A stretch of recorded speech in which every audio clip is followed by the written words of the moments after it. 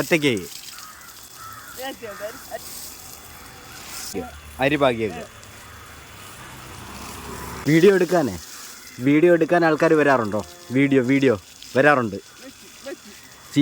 ചീര കൃഷി അച്ഛനുമായിട്ടാണോ ചെയ്യുന്നത്? നമസ്കാരം, പുതിയൊരു വീഡിയോയിലേക്ക് എല്ലാവർക്കും സ്വാഗതം. ചീര നനയ്ക്കുന്ന ആളുടെ പേര് ടെസ.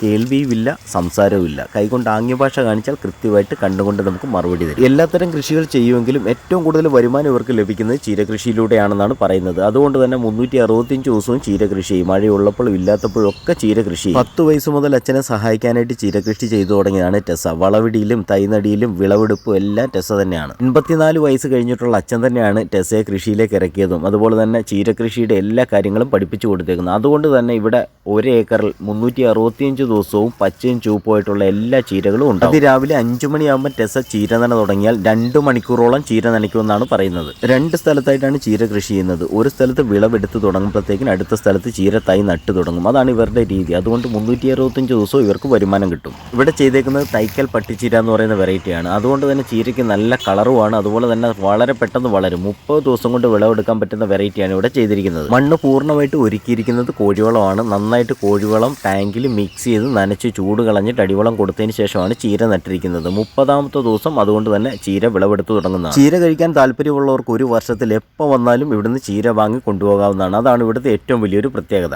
ഇവർക്ക് അങ്ങനെ ചീര കൃഷിക്ക് പ്രത്യേകിച്ച് ഒരു വർഷത്തിലെ മാസങ്ങളൊന്നുമില്ല. ഒരു വിളവെടുപ്പ് കഴിയുമ്പോൾ അടുത്ത തൈ നട്ടു തുടങ്ങും. അങ്ങനെയാണ് ഇവർ ചെയ്തു തുടങ്ങുന്നത്. ചീരയുടെ വിത്തുകൾ ഒരു സൈഡിൽ എപ്പോഴും പാകി തൈയായി നിപ്പുണ്ടായിരിക്കും. ഇവിടെ 3 തട്ടായിട്ടാണ് ചീര കൃഷി ചെയ്തിരിക്കുന്നത്. അതിൽ മുകൾ തട്ടിൽ എപ്പോഴും ചീര വിത്ത് പാകി കറക്റ്റ് തൈയായിട്ട് നിപ്പുണ്ടാകും. കാര്യം വിളവെടുത്ത് കഴിഞ്ഞാൽ അപ്പം തന്നെ അന്ന് വൈകുന്നേരം തന്നെ അവിടെ തൈ നട്ടു. അതുകൊണ്ട് തന്നെ എപ്പോൾ നമ്മൾ തോട്ടത്തിൽ വന്നാലും ചീര നിറഞ്ഞു നിൽക്കുന്നത് കാണാൻ പറ്റും. 10 ചോട് പറിക്കുമ്പോൾ അപ്പം തന്നെ 10 ചോട് ചീര ഇവർ നട്ടു. ഇവിടെ ചെയ്തിരിക്കുന്ന ചീര കൃഷിയുടെ രീതികളും കാര്യങ്ങളും ഒക്കെ ശേഖരചേട്ടൻ നമ്മളോട് കൃത്യമായിട്ട് പറഞ്ഞു തരും. പട്ടുചീരയുടെ കളറ് മാറും.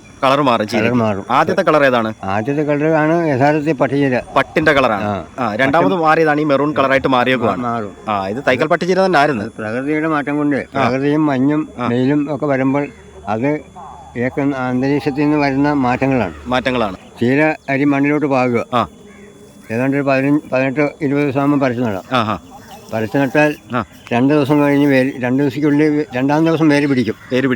വേര് പിടിച്ചാൽ തന്നെ 3-ാം ദിവസം 4-ാം ദിവസം അതിന് വളവും കൊടുക്കണം. വളവും വെള്ളവും കൃത്യമായിട്ട് കൊടുത്താൽ 25-ാം ദിവസം നമുക്ക് അതിന് വിളവെടുക്കാം. 25 ദിവസം കൊണ്ട് വിളവെടുക്കാം. അപ്പോൾ അത്രയും ആ 25 ദിവസത്തിനുള്ളിൽ വളർത്തി പൊക്കിയെടുക്കണം.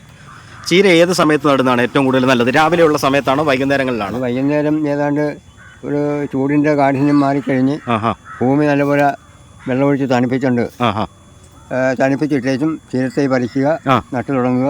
ചീരയിൽ എന്തൊക്കെ വളങ്ങളാണ് കൊടുക്കുന്നത് ചീര കൃഷിക്ക് പ്രധാനമായിട്ട് പെട്ടെന്ന് വളരാൻ? ഇത് കൃത്യമായിട്ട് ചെയ്യുന്നത് കൊണ്ട് മണ്ണിന് സ്വയം വളമുണ്ട്. പിന്നെ ഭൂമി കിളച്ച് അതിൻ്റെ കളകൾ വരണ്ട് മാറ്റി തൈ നടുക. വേര് പിടിച്ചാൽ ഉടനെ കോഴിവളം പശുവിൻ്റെ മൂത്രം കൂടി തളിച്ച് ചാരം സ്വന്തമായിട്ട് ചാരം കൈവശം ഉണ്ടെങ്കിൽ ചാരവും കൂടി ചേർക്കും. ചാരം ചേർത്ത് പെട്ടെന്ന് പൂത്തു പോകുന്നു പറയുന്നത്. ചാരം ചേർത്തല്ല, ചാണകം ഇട്ടാലാണ് പെട്ടെന്ന് പൂക്കുന്നത്. ചാണകവും ചാരവും കോഴിവളവും കൂടി ചെയ്ത് കഴിഞ്ഞാൽ പെട്ടെന്ന് പൂക്കത്തില്ല. ആ കൂട്ടത്തിൽ ഇപ്പം സോഡാമോണസ് കൂടി ചേർത്താൽ കീടങ്ങൾ ഉണ്ടാകാതിരിക്കും. സ്യൂഡോമോണസ് കൂടി ചേർക്കാം. അത് ചേർക്കുകയല്ല, അത് ചേർത്താലും കുഴപ്പമില്ല. അത് കലക്കി. സ്യൂഡോമോണസ് നമ്മൾ കൊടുക്കേണ്ട അളവ് എത്രയാണ്? അളവ് 1 ലിറ്ററിന് 2 ഗ്രാമാണ്. 1 ലിറ്ററിന് 2 ഗ്രാം ചീരയ്ക്ക് മതി. അതുകൂടെ കലക്കി നമ്മൾ ചീരയ്ക്ക് കൊടുത്താൽ നല്ല. ചീരക്ക് അത് കലക്കി സ്പ്രേ ചെയ്യുകയോ അല്ലെങ്കിൽ ഇത് കലക്കി ഈ വളക്കൂട്ടിൽ തളിച്ച് കുഴച്ച് മറിച്ചെടുക്കുകയോ ചെയ്താലും കുഴപ്പമില്ല. ടെസയുടെ മുഖത്ത് ചിരി കണ്ടു കഴിഞ്ഞാൽ അറിയാം കൃഷിക്ക് വൈകല്യം യാതൊരു തടസ്സമേ അല്ല. ചെറിയ വീഡിയോ വലിയ കാര്യങ്ങൾ. ഈ ചാനൽ വീഡിയോ നിങ്ങൾക്ക് ഉപകാരമെങ്കിൽ തീർച്ചയായും ഷെയർ ചെയ്യുമെന്ന് പ്രതീക്ഷിക്കുന്നു. താങ്ക്